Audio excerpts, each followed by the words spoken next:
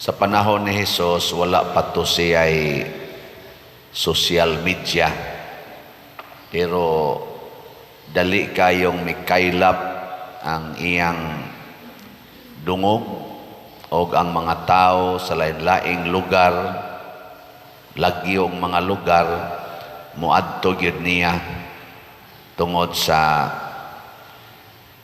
iyang nabuhat nga nasangyaw ug maayo ngadto sa tanang dapit. Nahibaw ba mo nganong nakabuhat si Jesus atong maong mga nindot kaayong mga butang, gahom o mga milagro? Kay bawo mo unsay hinungdan?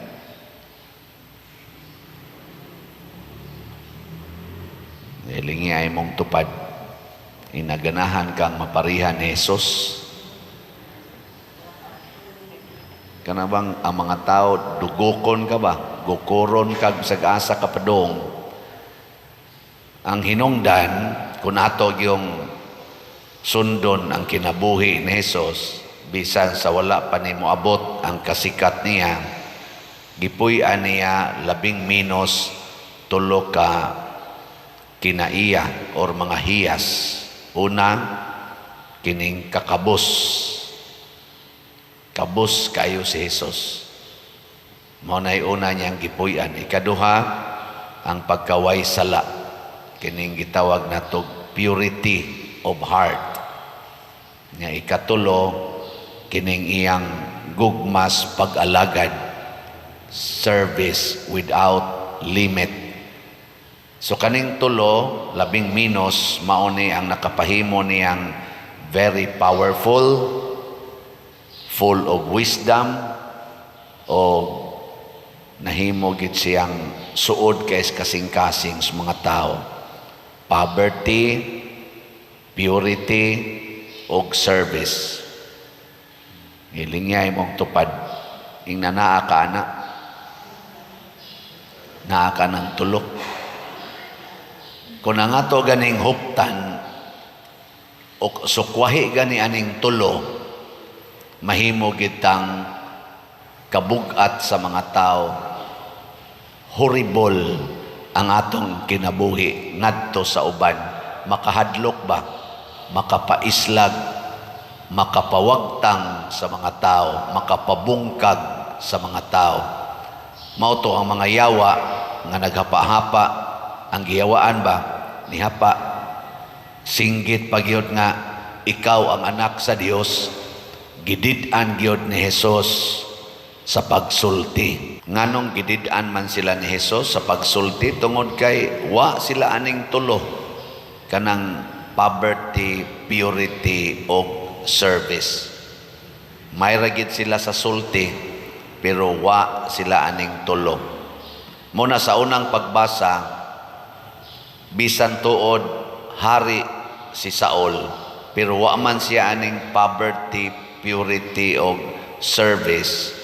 Gilupigid siya ni David.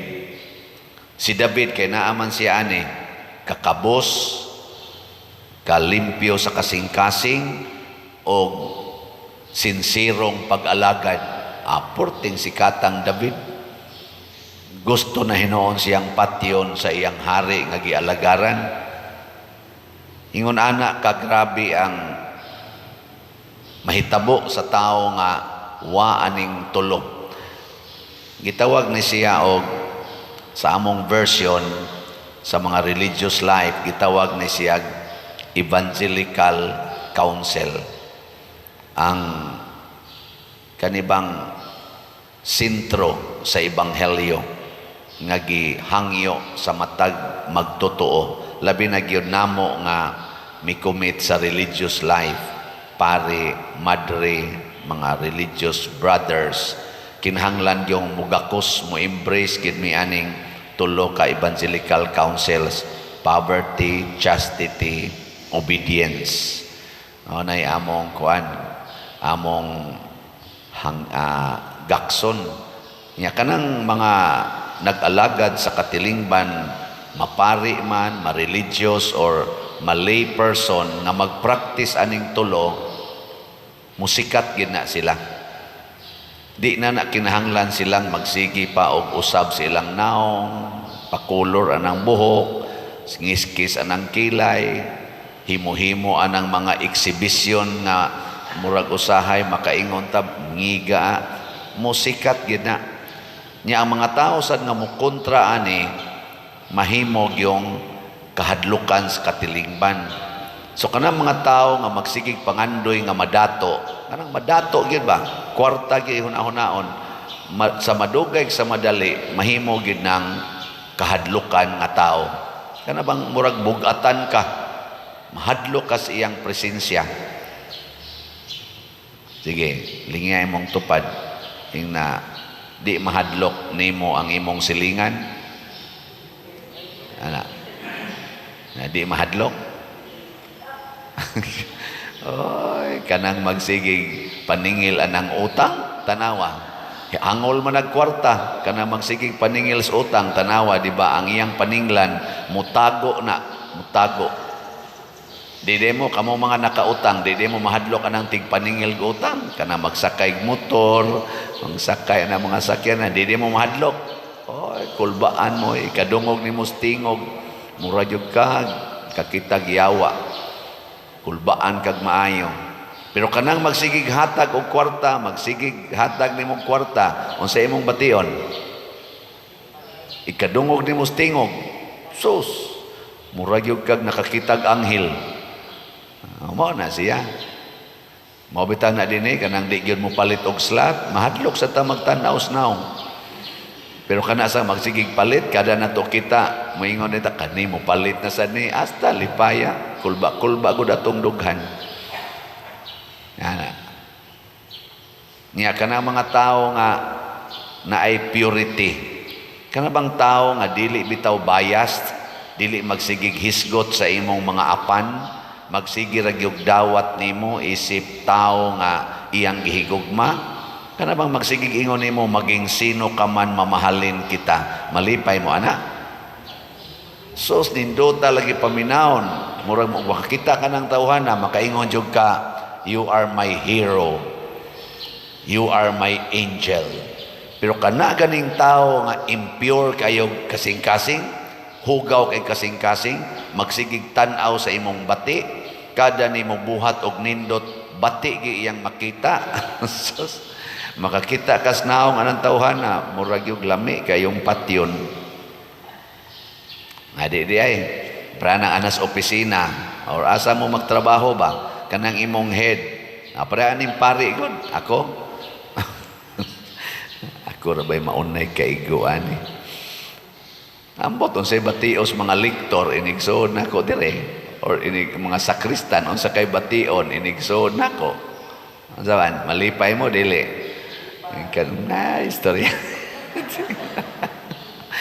nasad ni unsa na sa kay isulti ani mo na pero naning kamot biya ko ana nga unsaon ka nako pagsulti nga mahimog yung purity ba amo na moingon ra gyud ko sa akong kasing-kasing moingon ra gyud ko Ginoo wa man ko maglagot ani nila maningkamot ko pagtudlo sa sigon sa akong makaya niya kun masuko gid sila nako mahadlok gid sila nako ako ra gid nang dawaton ana. Pero kung si Jesus gikasukan ba yatos mga Parisiyo, nig-abot ni Jesus basta na ang mga Parisiyo, ang ilang yung unahuna, saon ta gid pagpatay ning tawhana, saon ta gid pagpatay mo gid na silang unahuna, kadto mga high priest, mga Sanhedrin, ang ilang unahuna pagpatay gid ni Jesus. Pero ang ubang mga tao nagsigig pangita ni Jesus, siging hangyo nga tudloi mi, sultihi mi, maubitang inigwali ni Jesus, linibog na katao, mapiit gud siya tao. Pero ang mga Parisiyo, kadtong mga buangon nga mga tao nga naagid sila'y garbo, sige paningkamot og patay niya. Naa sa gina, nana. So ato sana siyang dawaton, dili ta magsige kunahuna og bati ba. Mo na gitawag og purity. Nya kanang taong kusog kay mo alagad.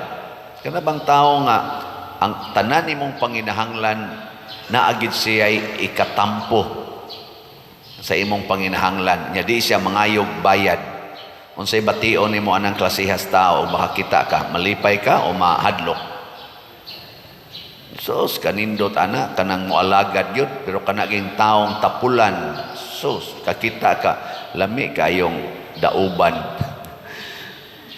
Sa inyong balay pananglitan kanang imong anak nga porting tapulana ug mo na nay mosuod sa inyong balay malipay ka. Nya inigso dito, yaka din anang computer, yaka din anang cellphone, sige cellphone. Nya inigsukad nimo mag-una pag yung kaon, di ra ba mangadsi, kaon yung maayo. Guruyon pang plato, ngadto sa atubangas, TV, adto mo kaon. Di ra ba manghugas? Di manghugas. Bilin-bilin ra, bisag asa ra. Kung sa imong bation kita ka ng klasihas anak nimo, makaingon kay, maing ibalik sa kong tiyaning animal, maing dili pakatawhon.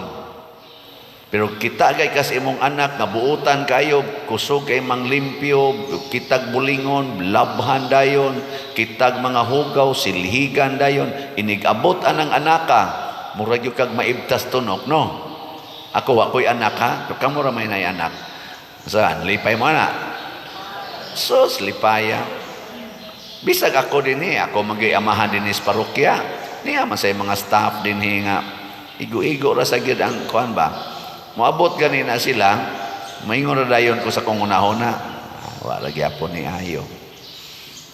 Pero moabot ganito mga kugihan kay tanan, relax dayon ko. Ay salamat nanagyod. Din ako magmonitor, din ako magsigig check og unsa ni din kay kahibaw man ko nga makuan man day na pero kana ganing wa na ang mga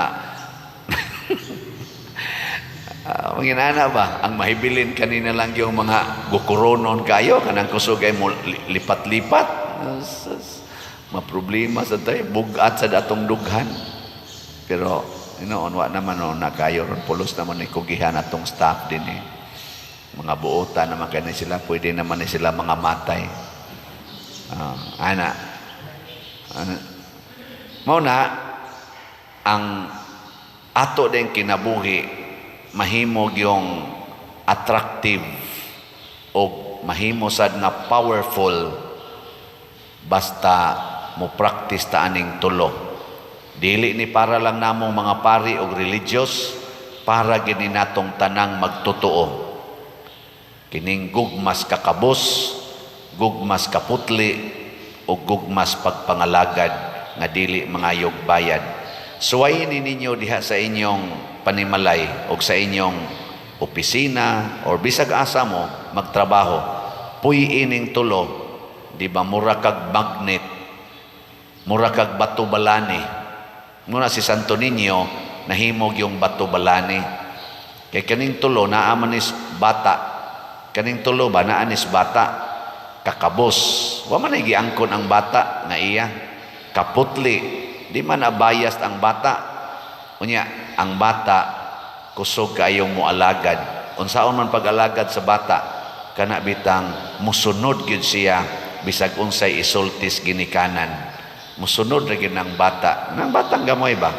Sunod ra gyud na. Adto na ta. Sunod ay ng bata. Pero kani mga dagko, adto na ta. Una lang. Ana man na. Manimba na ta. Kamo lang. Ana, may kay patio. Simba. Pero kaning bata, adto na ta, ago ko dayon na, makadagma-dagma ko na usahay, bata. No, nang daaning tulo, mo nang attractive kay nang bata, cute kay nang bata. Mo na ingos Kristo, kinahanglan mahimo gyud mong samas bata, aron mahimo sad mong makasud sa langit. Sige, katapos ang lingi sa imong tupad, ing natan-aw nimo nako, cute pa ko. Ay, nakano.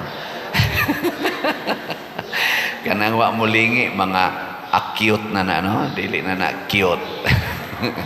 Oy, bisag dako na ta cute gyapon parang Kristo ba? Attractive gyapon siya kay iya man gi-maintain ang kinabuhi sa usa ka bata sa iyang adult version. Kaning child version sa poverty, purity ug service na automatic na nila. Pero sa adult version unsa naman dili na automatic, deliberate ang atong pagka-attractive, ang atong child nga version, deliberate sa to pa, with intention, with decision. So mo desisyon na taron, higugmao nako ang kakabos, ang kaputli, o ang pagpangalagad para sa Ginoo o sa isig katao. Nindog ta.